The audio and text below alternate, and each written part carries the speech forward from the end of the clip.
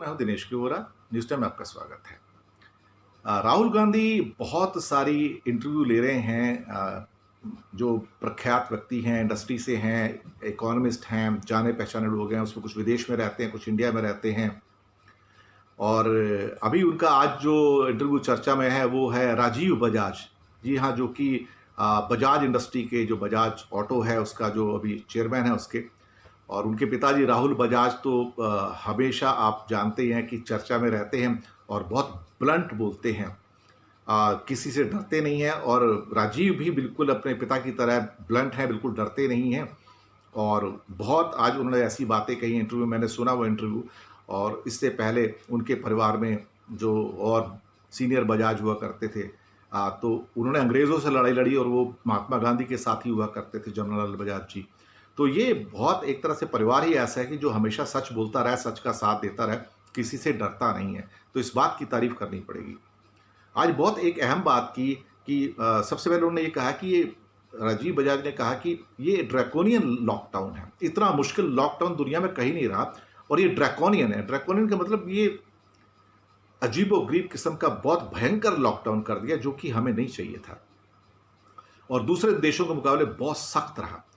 एक ऐसी बात कह गए बात करते करते, जिसका रेपरकशंस दूर दूर तक जाएंगे। उन्होंने कहा था कि मेरे एक दोस्त ने कहा था कि राहुल गांधी से बात मत करना, नहीं तो प्रॉब्लम में पड़ जाओगे। देखिए इंडस्ट्री के अंदर कितना डर है कि इंडस्ट्री के कुछ कैप्टन्स राजीव बजाज को बोलते हैं कि राहुल गांधी से बात मत करना, वरना आपकी प्रॉब्लम हो जाएगी। आप सोच सकते हो कि इस टाइम इंडस्ट्री के अंदर कितना डर, कितना खौफ होगा कि वो राजीव को इस बात की एडवाइस दे रहे हैं, और राजीव की हिम्मत की दाद देते हैं कि राजीव इस बात को प्रोग्राम पे आके बोल रहे हैं कि हाँ, मुझे कहा गया मेरे कुछ इंडस्ट्री के दोस्तों के द्वारा कि आप राहुल गांधी को इंटरव्यू मत देना, वरना आप मुसीबत में पड़ जाओगे।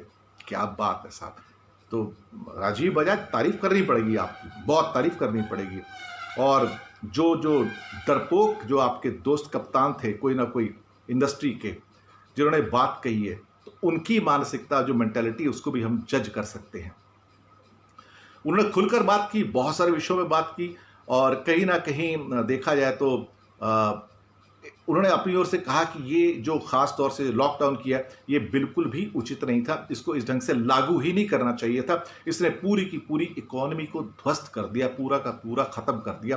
बोलता है हमने वेस्ट की ओर देखने की कोशिश की, अमेरिका, फ्रांस, इटली, ब्रिटेन, लेकिन हमने ईस्ट की ओर नहीं देखा कि उन्होंने कैसे इसके साथ डील किया। वही हमारी गलती है।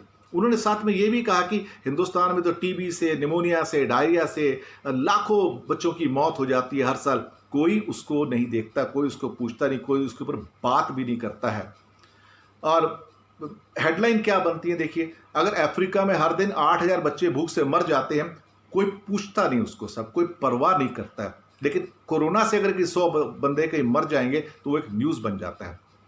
राजीव बजाज का ये भी कहना था कि मैंने दुनिया के किसी देश में लॉकडाउन का तरीका नहीं सुना जो इतना ज़्यादा टाइट, इतना सख्त था, मैंने किसी देश में नहीं देखा।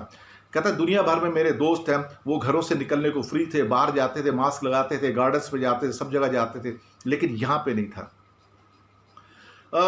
एक पुलिस अफसर से उन्होंने एक चर्चा किया कि मेरी बात हुई, उनके राजीव के कोई दोस्त होंगे पुलिस ऑफिसर, कि भारत में हेलमेट ना पहनने के 99% मामलों में कोई कार्रवाई नहीं होती है, लेकिन लॉकडाउन में कोई ताज़ा हवा लेने के लिए बिना मास्क के बाहर निकले तो उसको पुलिस ने डंडे मारे। ये राजीव बजाज ने कोट किया है। तो उनका ये कहना था कि ये जो फ्रांस, यूके, इटली, अमेरिका हमारे बेंचमार्क नहीं थे। वहाँ पे अलग किस्म की बीमारियाँ हैं, जो हमारी किस्म की बीमारियाँ जो होती हैं साउथ एशिया के अंदर, वहाँ पे उस किस्म की नहीं है।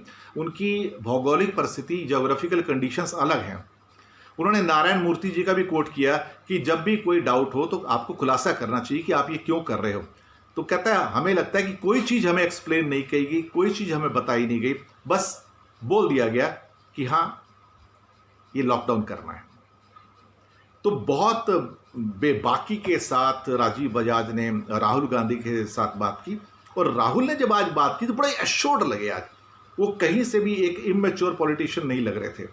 धीरे धीरे ऐसा लग रहा है कि राहुल गांधी देर ही सही, लेकिन थोड़ी थोड़ी मैच्योरिटी दिखा रहे हैं, और उनकी जो खास तौर से बड़े बड़े लोगों से बातचीत है इंडस्ट्रीज से या इकोनॉमिस्ट से, वो अपने आप पे बहुत मायने रखती है। धन्यवाद आपका।